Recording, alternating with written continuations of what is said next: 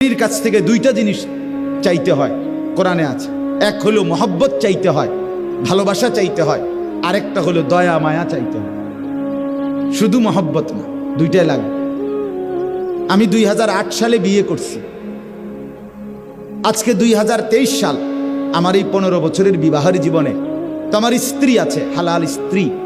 তো আমি যখন 2020 সালে মোটর সাইকেল অ্যাক্সিডেন্ট করে পাও ভেঙে ফেলছি, তখন আমি প্রায় দীর্ঘ 6 মাসের মতো বিছানায় এক জায়গাতে 3 মাস, প্রথম 3 মাস পড়েছিলাম।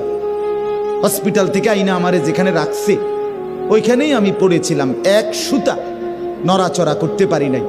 পেশাব পায়খানা, অজু, গোসল, খানা, খাদ্য সব কিছু এই এক জায়গায়।